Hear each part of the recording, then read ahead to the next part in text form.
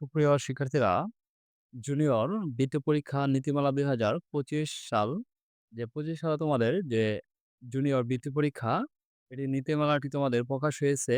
মাধ্যমিক ও উচ্চশিক্ষা বিভাগ এটি তোমাদের এই নীতিমালাটি প্রকাশ করেছে। এখন তোমাদের যে পরীক্ষাটি হবে, যে বৃত্তি পরীক্ষাটাই যে তোমাদের বৃত্তি পরীক্ষাটি হবে, এই বৃত্তি পরীক্ষাটি তোমাদের যে কত তারিখে হবে, কি মাসে হবে এবং কিভাবে হবে, তোমাদের সর্বমোট নাম্বার থাকবে, এই বিষয়গুলো আমরা দেখব। যে তোমাদের এই নীতিমালাটি হয়েছে ২০২৫ সালে হয়েছে, যে তোমাদের এই সম্ভাব্য তারিখ হচ্ছে এই ডিসেম্বরে তোমাদের সম্ভাব্য তারিখ পরীক্ষার। এটি তোমাদের সম্ভাব্য তারিখ যে ডিসেম্বর, এখনো তোমাদের তারিখ ফিক্সড করা হয়নি যে কত তারিখে তোমাদের পরীক্ষাটি হবে। আর এখানে দেখো তোমাদের সর্বমোট নাম্বার হবে ৪০০। এই ৪০০ নাম্বারে তোমাদের পরীক্ষাটি হবে।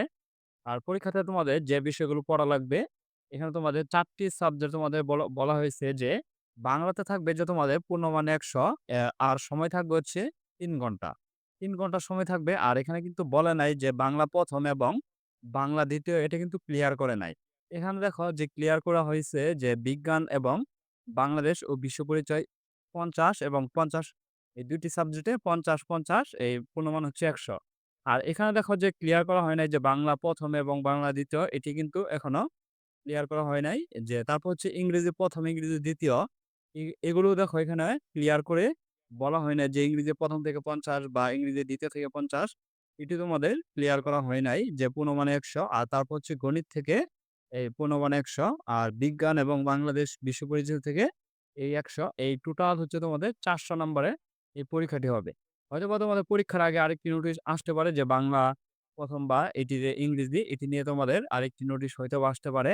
আর পরবর্তী নোটিশ সবার আগে পেতে চ্যানেলটি সাবস্ক্রাইব করে পাশেই থাকবে। আর দেখে নেই যে তোমাদের এই প্রতিটি বিষয়ে পূর্ণমান হবে ১০০ করে, আমরা দেখে নিলাম। আর এই ৪ টি বিষয়ে তোমাদের সর্বমোট হচ্ছে ৪০০ নাম্বার, আর সময় থাকবে হচ্ছে ৩ ঘন্টা। সময় থাকবে হচ্ছে ৩ ঘন্টা। আর বিশেষ চাহিদা সম্পন্ন যে শিক্ষার্থী আছে, তাদের সময় থাকবে হচ্ছে ৩ ঘন্টা ৩০ মিনিট। বিশেষ চাহিদা সম্পন্ন যে শিক্ষার্থীগুলো আছে, তাদের জন্য ৩০ মিনিট সময় বেশি।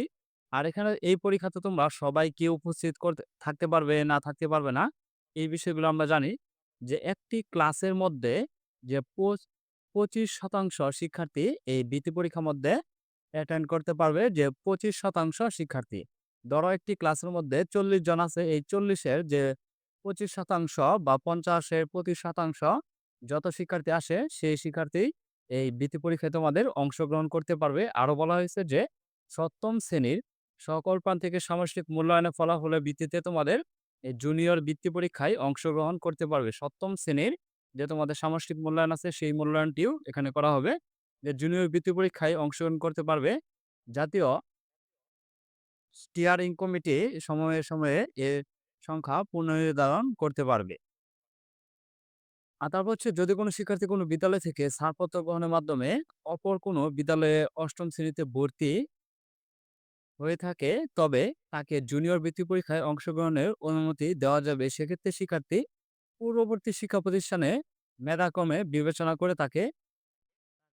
বিবেচনা করে তালিকায় নাম অন্তর্ভুক্ত করতে হবে। পূর্বে শিক্ষার্থীকে পূর্বে প্রতিষ্ঠান থেকে তার নাম অন্তর্ভুক্ত করতে হবে।